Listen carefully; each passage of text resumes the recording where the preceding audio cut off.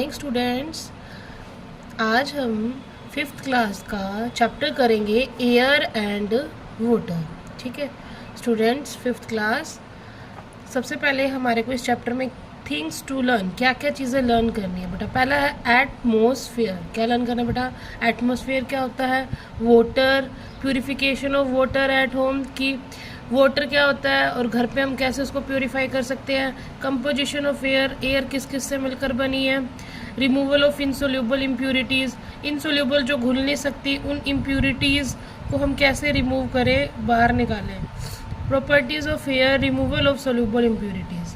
ठीक है, सबसे पहले हमारा टॉपिक है एटमॉस्फेयर।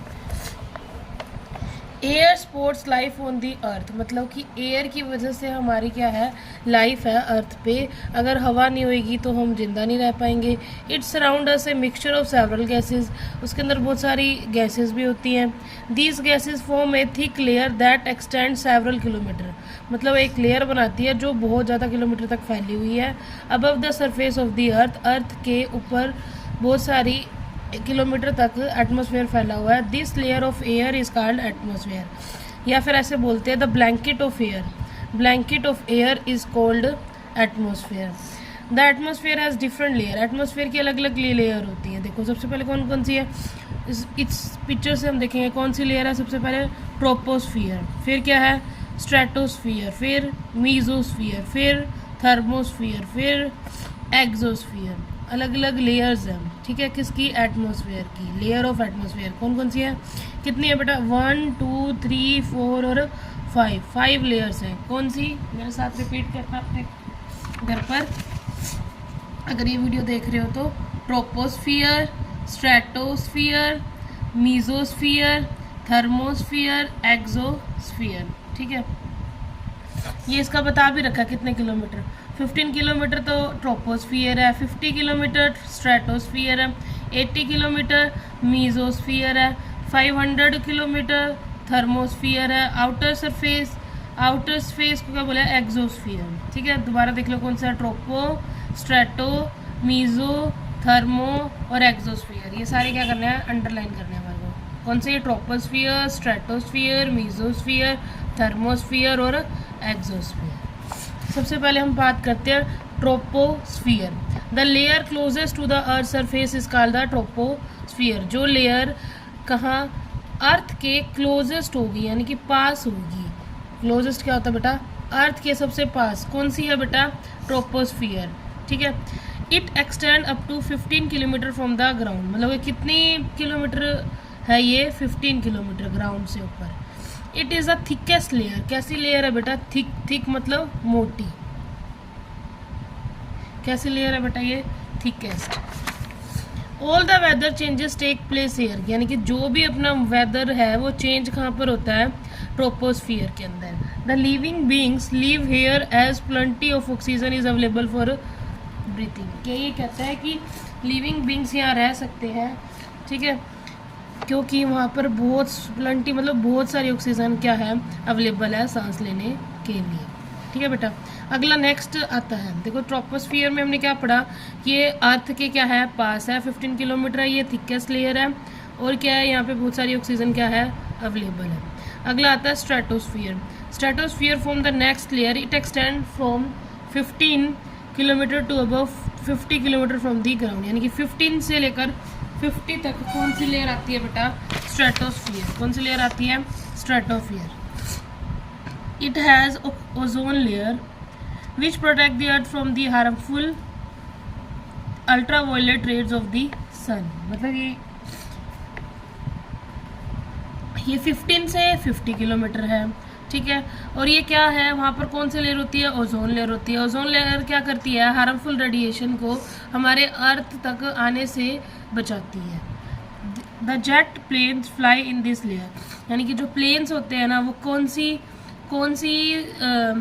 स्फीयर में फ्लाई करते हैं? वो है स्ट्रेटोस्फियर। देखो ट्रोपोस्फियर में क्या है? लाइफ है हमारी, ठीक है, हम वहाँ पर ब्रीथिंग कर सकते हैं। ठीक है, और स्ट्रेटोस्फियर में क्या होता है बेटा कि इसके अंदर क्या करते हैं? जो जेट प्लेन्स हैं, प्लेन्स क्या करते हैं? यहाँ पे फ्लाई करते हैं। ठीक है बेटा। नेक्स्ट आती है बेटा मीजोस्फीयर। ये सारी आपको लेयर याद होनी चाहिए लाइन वाइज, और सबसे पहले कौन सी लेयर आती है और उसके बाद कौन सी लेयर आती है। अब सबसे पहले कौन सी है, mesosphere. Mesosphere lies above the stratosphere, यानी कि सबसे पहले ट्रोपोस्फीयर, फिर स्ट्रेटोस्फीयर, फिर mesosphere. It extend from 50 kilometre to 80 kilometre of the ground, यानी कि 50 से 80 जो है वो कौन सी लेयर है, मीजोस्फीयर है। Many meteoroids burns up in this layer when they enter the earth atmosphere. बहुत सारे मेट्रोइड्स हैं वो क्या हो जाते हैं, बर्न हो जाते हैं अगर वो इस में एंटर करते हैं लेयर में। चलो नेक्स्ट कौन सी लेयर है बेटा, नेक्स्ट लेयर है हमारी thermosphere. It is the fourth layer that extend from 80 kilometre to 500 kilometre above the ground. Space shuttles have their orbit in this layer. जो स्पेस शटल्स होते हैं ना, जो स्पेस में जाते हैं, उनकी वो यहाँ पर आती हैं। Ionosphere is also a part of this layer.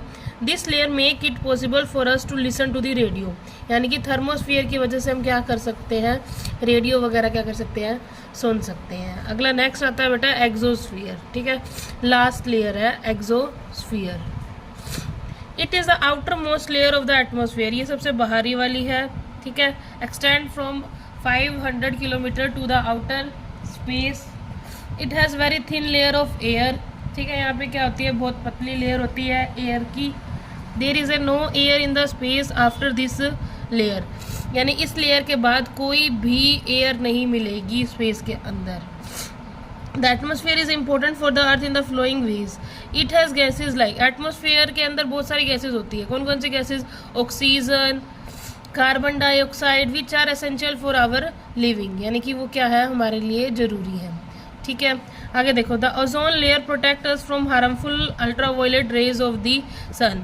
Ozone layer थी ना, वो हमारे को क्या करती है, अल्ट्रावायलेट रेडिएशन से क्या करती है, बचाती है। At night the atmosphere does not let the heat escape back in the space. कि रात को क्या होता है, एटमोसफियर क्या करता है कि हीट को वापस स्पेस में नहीं जाने देता। So earth does not get too cold, जिससे वो ज़्यादा ठंडा नहीं होता। During the day it reflect back excessive heat of sun to avoid over heating of the planet. ठीक है, देखो क्या बोलता है, रात को एटमॉस्फेयर जो हीट है उसको स्पेस के अंदर नहीं जाना देता, जिसकी वजह से वो अर्थ है जो वो ज़्यादा ठंडा नहीं होता। लेकिन डे के टाइम में क्या होता है, वो जो लाइट है, हीट है, उसको रिफ्लेक्ट बैक करता है कि ज़्यादा वो प्लेनेट क्या हो जाए, ज़्यादा गर्म भी ना हो जाए earth. The atmosphere protect the earth from meteors. It also help to maintain continuous supply of water through water cycle. Water cycle से क्या करता है, मेंटेन करता है।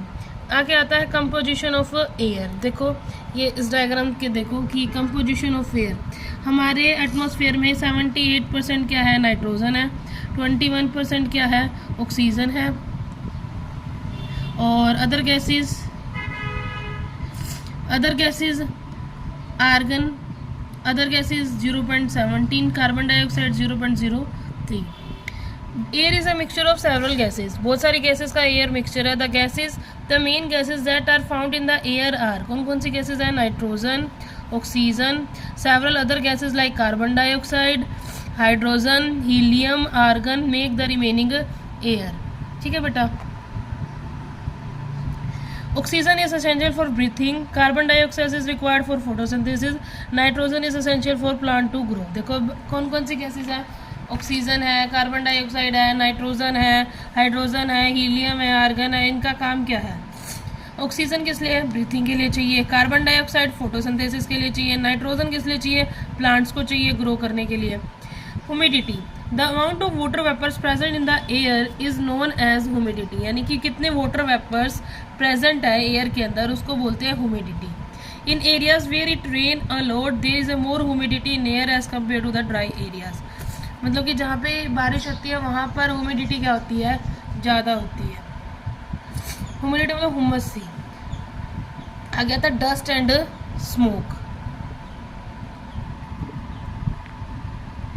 इन areas where there are a lot of vehicles and industries और fire burns there is a lot of smoke and dust. ये देखो picture दिखा रखी है, जहाँ पे बहुत ज़्यादा इंडस्ट्रीज होंगी, व्हीकल जाएंगे, वहाँ पे बहुत ज़्यादा डस्ट होती है।